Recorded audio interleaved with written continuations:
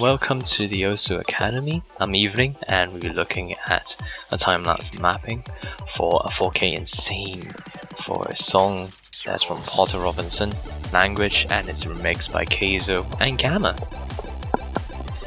So first off, we'll be looking at how I mapped the intro and I'll be breaking down these few sections based on how I mapped it. And this map is made in 2.5 hours, 2.5 hours, and it's 4 minutes long, so it's definitely one of my faster mapping. So for the first patterns here, we'll be seeing layering. So layering would be simply putting a specific pattern to a specific instrument. Now as you can see, I put notes in column 1 specifically for the kicks, and elements here specifically for the synths. I know you can't hear the song, but trust me, they are mapped like that. So for the second pattern I'm utilizing here would be pitch relevancy.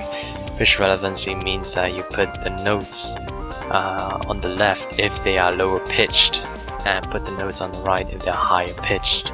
And these two are my fallback patterns for sections that are relatively easy, basically. So you'll be seeing these elements kind of shift around based on their pitch in the song itself. So for the next pattern here, we'll be looking at SVs actually. As you can see, I deleted some notes just to add a small SV. I know you can't really see what happened there, but I added a small little SV just to emphasize a specific sound there.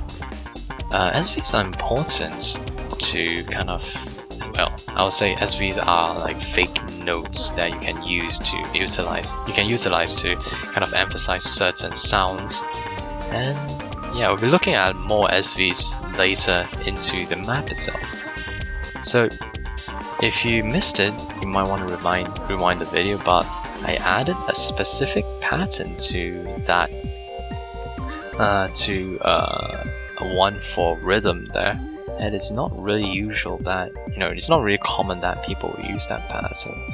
The pattern revolves around using 2 trees as the anchor column, I would say. So basically you repeat 2 tree over and over again while you add some random notes in the middle. Well, that's pretty fast. I can't really tell you how the pattern specifically went, but the pattern itself basically anchors on 2 trees. So you have a 2 tree trill that goes on for quite a bit, and you add random notes on 1 and 4. Well, I wouldn't say it's very random, but it works. So it's not a full-fledged chord in 1-2, chord in 3-4, and just repeats chord in 1-2, chord in 3-4. It's a derivative, I would say. And what makes this pattern so interesting to me is that it is not a full-fledged 1-2 chord and 3-4 chord, basically, like you'd see in most maps. So you'll be seeing me just adding a little bit of SVs here. I know you can't see clearly what happened there, but these SVs are used to kind of speed up and slow down sections here, such that it kind of creates this slow jam. So for slow jam itself, what I can talk about is, what is slow jam? Slow jam is basically you have a section that is slower than usual, and people like to use that to kind of emphasize certain sections by making it slightly more difficult by lowering your scroll speed. You can't really change that, make it not slow jam in mods, but you can try to read that by lowering where you would normally read, and it really helps you in reading slow jam sections. Now of course I made the slow jam section quite easy so that you don't have to manipulate your eyesight or whatever. So for the section that I just did, that would be inverse will be an inverse section. So what an inverse is that you have notes that would be just normal patterns, and then what the mapper would do is to kind of stretch the notes to its limit. And well, basically you create this Allen wall that players will find quite hard to execute. So for this next section itself would be just fodder. I'm not too sure what I'm gonna explain at this point, but for the stronger synth sounds, I would be layering 2 notes, which is basically jumps, to them. And what I can talk about here is how an Allen wall really makes a section harder, and why would I choose an Allen wall. So for that section itself, it is a very simple section if you would just put the notes itself to, well, just put normal notes to the song. So I decided I can put an Allen wall there, so it makes it slightly more interesting. And for this section itself, I'll be creating these type of patterns, which are not too common, I would say, not too common. And one tip would be just to make your map as novel as possible and as creative as possible. So I don't think a lot of mappers would use this type of patterns.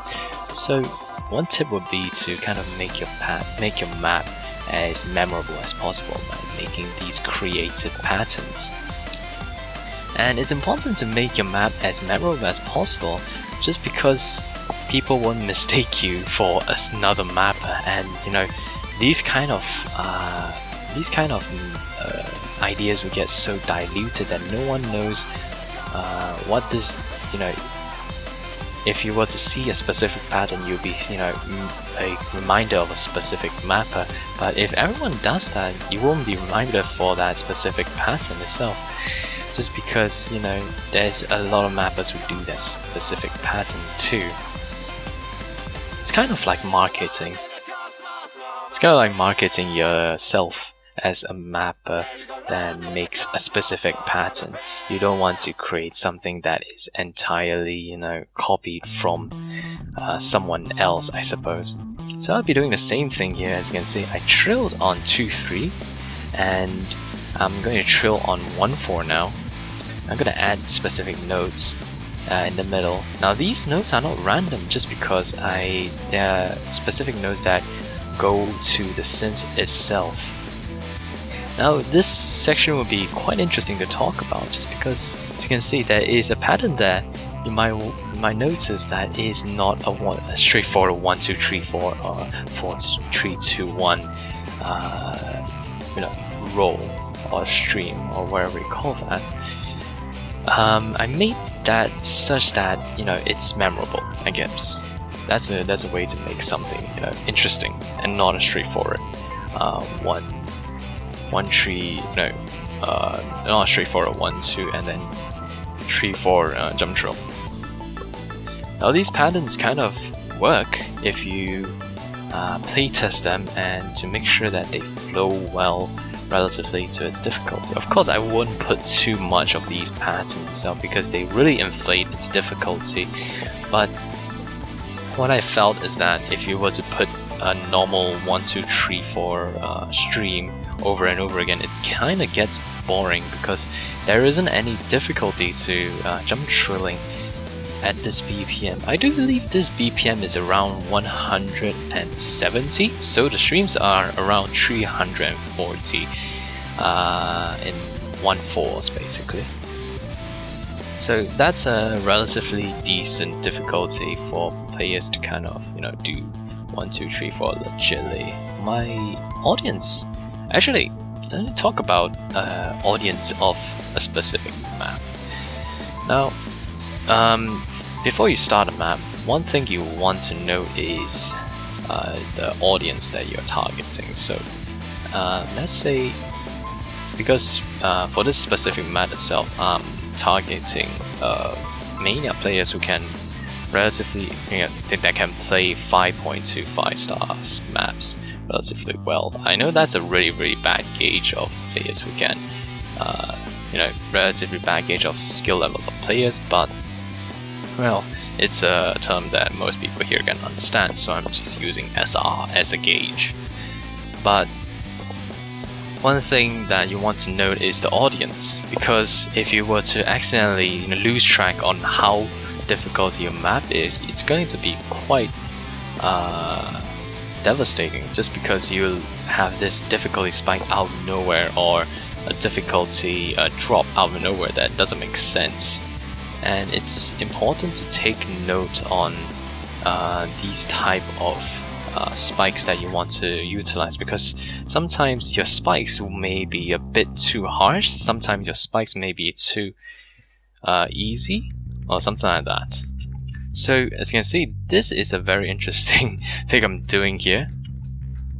What I'm doing is to put these little notes to mark where I'm putting the SVs. I have an SV tool such that I can replicate a specific set of SVs according to the nodes I highlighted, basically. So as you can see at the bottom, you're seeing like around 300 SVs immediately, even though I didn't really go into the timing point section that much. And yeah, it's pretty neat of an SV tool that I kind of created. I'm not too sure if I'm going to release it to the public, because it's very unpolished and it's really not user friendly at all, but I'll consider, we'll see. And that's basically the SV tool that I'm gonna use. You'll be seeing the SV tool in action later on again, just because I didn't really focus my recording on the SV tool itself. So you'll be seeing how bad the user interface is and how bad I am at programming. Yeah, okay, it's not that bad. I'm not that bad at programming. I'm just really bad at user interface. For this next section itself, we'll be looking at a different type of Allen wall. As you can see, the gaps are relatively smaller than usual. This makes the player hold on relatively longer than usual, and this really inflates difficulty, even though it kind of plays the same. Yeah, it's pretty interesting on how small adjustments to a pattern can affect how the player experiences a specific map. So it's really important for mappers to get playtests or playtest their maps themselves, such that they know how difficult is a specific pattern, and not just blindly map and hope for the best. Of course, you can have a motive that doesn't require playtesting, such as aesthetics. Also, aesthetics, you don't really require much playtesting, just because the map is supposed to look really cool and not supposed to be played. One popular example would be Centipede, definitely one of the maps that you're not supposed to play, obviously, but it looks really cool. So it is, I'll say it is a successful map by the mapper itself. So for this next section, I'm not too sure. Oh, for this next section, I'll be doing another type of LN. So it is a pretty generic LN pattern, but I haven't utilized in this map itself. So it is, it is a potential pattern for me to use right here. You'll be seeing me just layering the notes down first, just nailing the notes down first, just before I, LN them. And one thing I like to do here is to kind of save that mini jacks for the important sections of the map. As you can see, I'm starting to use the mini jacks at the 3-minute mark here, even though I haven't used mini jacks before that. So this makes this section really it kind of makes this section kind of emphasize in a way, because this section is actually kind of diverts from the original theme of the music itself. You'll be seeing why in a moment. But for this section, I'll be emphasizing on jacks and mini jacks. Basically, I think I'll just call them mini jacks, because it's different from continuous jacking, which is basically you have you have jacks that kind of last more than two repetitions. As you can see, all my jacks here only last for 2 repetitions, while most continuous jacks will last for more than 2 repetitions. Now, I'm not sure if you've noticed something here, but if you notice a specific pattern on how I map these 1-2s and 1-4s, well, you're very observant. I'm not going to tell you what happened, but you're very observant if you see what I did there. So this will be leading into the PMing. Yeah, it'll be leading into people PMing me and stuff. Wow, that's great. No, just kidding. This will be leading into the Kai itself here. So for the Kai itself, I'm going to make the LNs pitch relevant still, while adding notes to kind of increase the difficulty. Now the notes are just there just to increase the difficulty, definitely. And yeah, you'll be seeing the SV tool quite soon, I do believe. I'm not too sure when, because I'm not too sure when I started using SV tool, because I mapped this quite not a long time. I think my memory is just really horrible.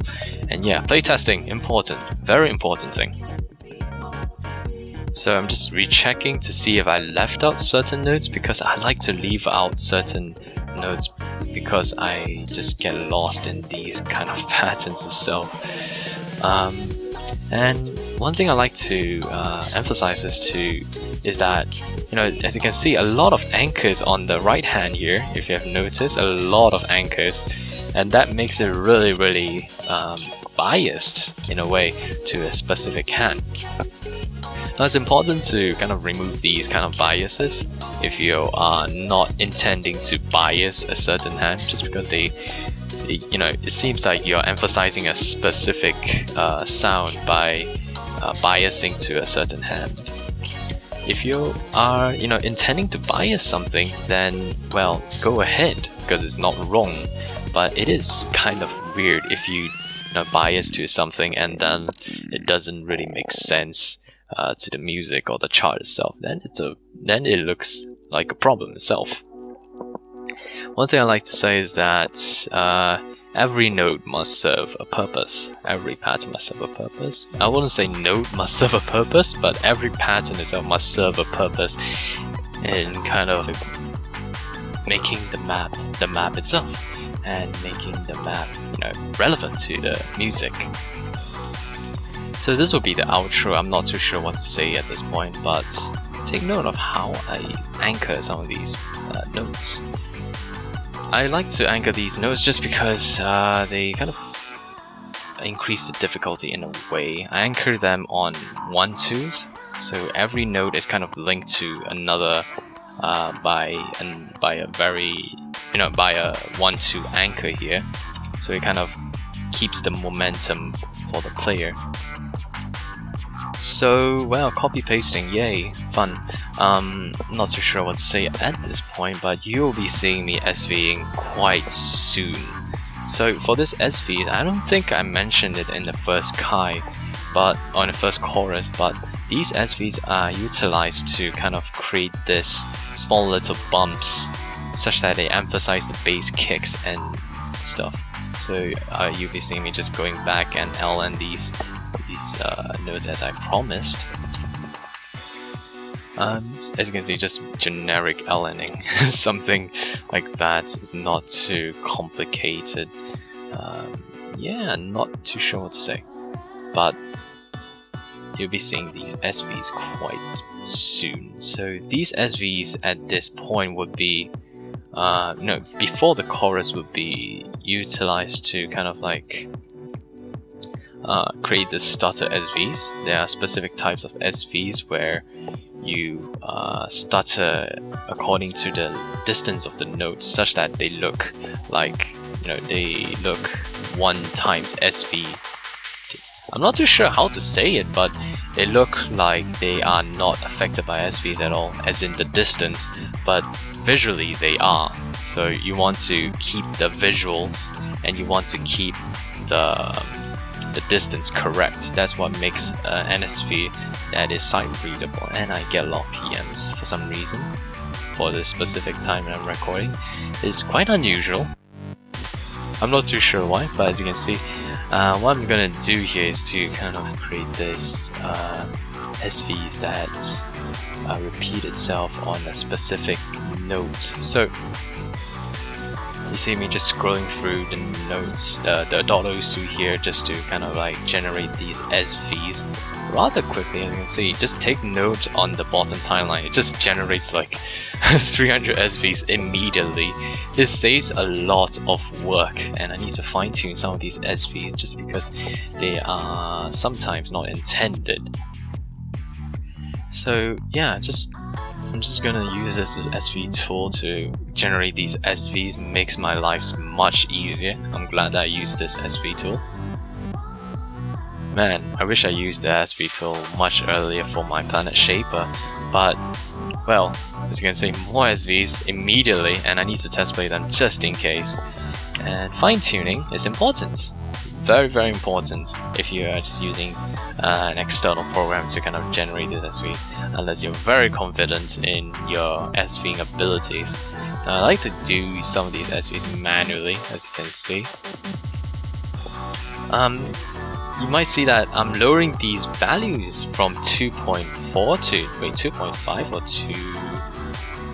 to a certain value, so it just linearly decreases, and we'll be seeing that the note gap kind of like decrease itself, because I want to have these SVs be pitch relevant, if that makes sense, because the pitch kind of goes down, so I'm decreasing the note. Decreasing the SV value itself such that it kind of matches the pitch. So a higher value SV would be for a higher pitched note, and it kind of goes down from there.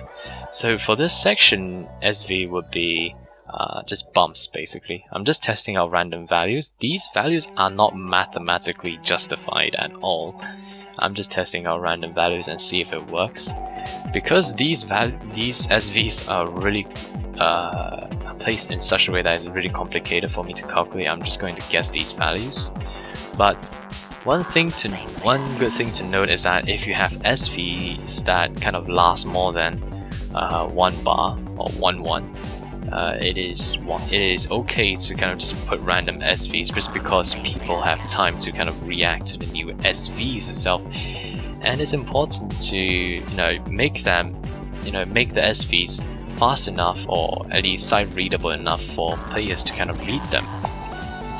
APMs. Anyways, do the same. I'm going to do the same SV tool thing. You'll be seeing me create another difficulty in a bit, but this section will be just me playtesting and see if it works well. So we're just calling the new difficulty bump, and we just copy down the SVs itself here. Yeah, it just repeats a specific set of SVs according to where I place the notes. One good thing to note is that most SV tools don't consider the rounding up and rounding down of offsets, so your SVs might be 1 ms off, so you might want to take note of that. But luckily, somehow the SVs kind of snap perfectly in this music, which is great. So I don't have to bother about snapping them correctly, just because if you have an SV that is 1 ms, at least 1 ms off from a specific note, especially if you have a SV that is 10 times SV, you'll be seeing really drastic changes to how it kind of works out. So yeah, you might want to take note of how the SVs kind of flow if you are using these tools, just because they don't round up. Sometimes they don't round up. I'm not too sure how MS rounds up and rounds down in OSU, so a program really doesn't take note of that. Right, so for this section itself, you'll be seeing me doing bumps. Okay, this is just going to be a small build-up section and a stutter. Not too important. but this section will be just mainly bumps, and you'll be seeing me just like create these little bumps throughout the whole section here. I believe I create another difficulty. Yes, I do believe I create another difficulty here and kind of generate these bumps on 1-1. Same thing, I just make them I just get the SVs and the nodes. And one thing I like to point out here is that the bumps here are slightly less vicious, or slightly less, wait, what's the word for that? Slightly less strong? I forgot what's the word for that, but it is not too strong. As you can see, I use replace just to kind of like get all the SVs here that I need to be slightly less strong. I'm pretty sure that's not the correct word for it, but I can't find a word for it right now. So you can see just adding more elements to kind of increase the difficulty, just because I found it quite easy. So yeah, difficulty regulation is a really important thing to note in mapping, just because you want to have the map play as smoothly as possible in terms of difficulty. And I get a lot of PMs for some reason. Oh my god. Okay, anyways, difficulty regulation, definitely one thing to take note of if you are new to mapping. And yeah, I'm just fine-tuning these values at the back here. This is just a fine-tuning section, adding the Kai section of this video. I'm not too sure what to say, but definitely you will have to regulate your map's difficulty itself here. As you might have noticed, the difficulty gradient of this map is to increase quite slightly. At the end, it kind of gets not much, but slightly harder at the end. And as you can see, I'm just playtesting through my map itself, just to see how well it kind of flows. Pretty much just fine-tuning your map at this point. Not too sure what to say. Make sure to test play. I don't know what I said there, but make sure to test play your map repeatedly, such that all of these effects are intended, all of these patterns are intended. You get the difficulty from the patterns, you get the correct impression from the patterns itself. Definitely, playtesting is one of the core things that you need to do if you want to create these SVs and create these experimental patterns. Just testing out which HP drain would be great, just because my star rating of this map is kind of underrated. What I would do is to put a smaller value as the HP drain and smaller value as the OD. And as you can see, I'm just going back into the play mode just to kind of test play everything all over again. And one final test play, and then I'll just go back to editor and make some small adjustments on how this kind of went through. As you can see, my hit error bar is really bad, just because I have Bandicam on, which makes it really laggy for me to play. But it's good enough for me to gauge how well this map came out. So you'll be seeing a non-sped up playthrough of this map in a bit, of course. Else this wouldn't really mean anything. Well, so yeah, we'll be seeing you there in a bit while I just test play this whole map all over again.